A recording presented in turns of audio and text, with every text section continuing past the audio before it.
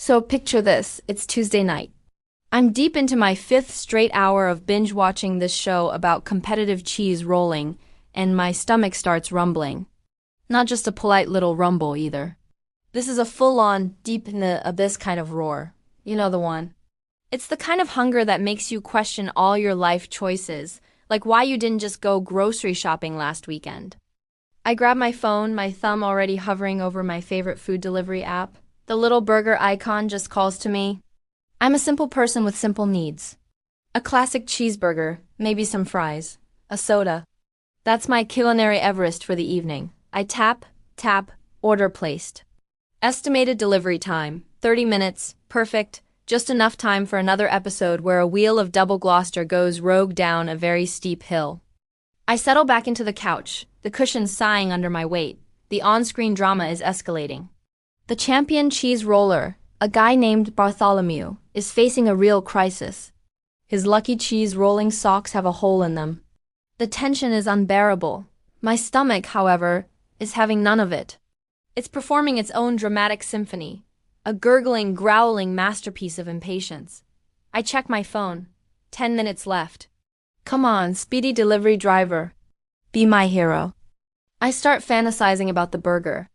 The juicy patty, the melted cheese, the crisp lettuce, the slightly tangy pickle that ties it all together. It's a work of art. I can almost taste it. The doorbell on the TV show rings, and I nearly jump out of my skin, thinking my food is here early. False alarm. It's just Bartholomew's rival, trying to psych him out before the big race. The nerve. Finally, just as Bartholomew is about to start his roll, my real doorbell rings. But it's not a ring, it's a knock. A loud, frantic, I'm struggling out here kind of knock. That's weird. My delivery drivers usually just leave the bag at the door and send a blurry photo. I pause the show, leaving Bartholomew and his destiny hanging in the balance, and head to the door. I swing it open, expecting to see a small paper bag on my welcome mat. What I see instead is a delivery driver, red-faced and sweating, wrestling with a box. And I don't mean a pizza box. I mean a box so colossal it's blocking out the sun. It's enormous, white, and surprisingly elegant with a fancy ribbon tied around it. The driver is grunting, trying to shift its weight without dropping it. Order for Sarah. He pants, looking at his phone, then back at the gigantic box, then at me. I'm completely bewildered. Yeah, I'm Sarah. But I just ordered a burger. He shrugs, clearly just wanting to get this monster off his hands. Well, this is your address, says Sarah right here. Enjoy your... whatever this is. He practically shoves the box into my entryway, gives me a weak thumbs up, and scurries back to his car like he's escaping a crime scene. So now I am standing in my tiny hallway with a box that's bigger than my coffee table. My apartment is not built for this. My burger hunger is now mixed with a potent dose of pure confusion. What in the world is in this box? Did I accidentally order a new refrigerator? A build-it-yourself bookshelf? A life-size statue of a cheese-rolling champion? The box is surprisingly light for its size, but still awkward to maneuver. I drag it into my living room, the cardboard scraping against the floor. Bartholomew is still paused on my TV, his face a mask of concentration. Sorry, buddy, your crisis is going to have to wait. This is a real-life mystery I need to solve. The box is sealed with that fancy ribbon. I untie it, feeling like I'm on one of those unboxing channels, except I have no idea what I'm about to unbox. I lift the lid. My jaw drops. It's a cake, not just any cake. This is a 5-tier, flawlessly white, absolutely breathtaking wedding cake.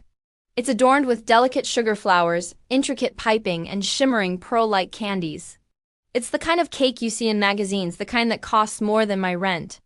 It looks like it belongs at a royal wedding, not in the living room of a woman in sweatpants who just wanted a burger. I just stare at it. My brain is trying to connect the dots and coming up with nothing.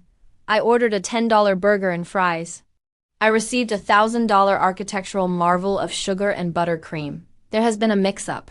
A glorious, magnificent, and probably very expensive mix-up. My stomach rumbles again, reminding me of its original mission. The cake smells incredible. Vanilla, buttercream, a hint of something fruity. It's calling to me. But my sense of morality, weak as it may be when I'm hungry, kicks in. Someone Somewhere is missing their wedding cake. I peek out my window, trying to see if there's a frantic-looking person wandering my street. And that's when I see it. My next-door neighbor, the one I only ever say a quick hi to, has their backyard completely transformed. There are white tents, strings of fairy lights, and dozens of people in fancy clothes milling around. There's an archway covered in flowers. It's a wedding. A full-blown wedding is happening right next door. And in the center of it all, near a table that is conspicuously empty, a woman in a wedding dress is starting to look very, very stressed. The groom is on the phone, pacing back and forth. The guests are whispering, looking confusedly towards an empty spot where a magnificent cake should obviously be. Oh no. I look back at the masterpiece sitting in my living room. Then I look back at the wedding party next door, their happy day teetering on the edge of a cake-tastrophe. My burger seems like a distant, forgotten dream, so I have a choice. I could be a good neighbor. I could walk over there, explain the hilarious mix-up, and return the centerpiece of their celebration. I could be the hero who saved the wedding. That's what a responsible adult would do, right? I look at the cake again. The frosting looks so soft. Those little sugar flowers are just begging to be eaten. My stomach gives one final decisive growl. I shrug. I grab the nearest fork, which happens to be a giant serving fork from my kitchen drawer, and plunge it directly into the bottom tier. I pull out a massive chunk of cake, a beautiful cross-section of vanilla sponge and raspberry filling. The structural integrity of the masterpiece is now officially compromised. I bring the fork to my mouth and take a huge, triumphant bite. It's the best thing I have ever tasted. Sweet, fluffy, absolute perfection. My eyes close in pure bliss. This is so much better than a burger. And right at that moment, as I'm savoring this bite of stolen happiness, there's another knock at my door. It's louder this time, more frantic, more desperate. Hello? Excuse me? I think you might have our wedding cake. I slowly lower the fork, a little bit of frosting on my chin. I look at the gigantic 5-tiered cake with a giant hole in it. I look at my front door. Well, this is going to be an interesting conversation. Thanks for watching. If you've ever had a crazy delivery mix-up, let me know in the comments below. And don't forget to like and subscribe for more stories. See ya.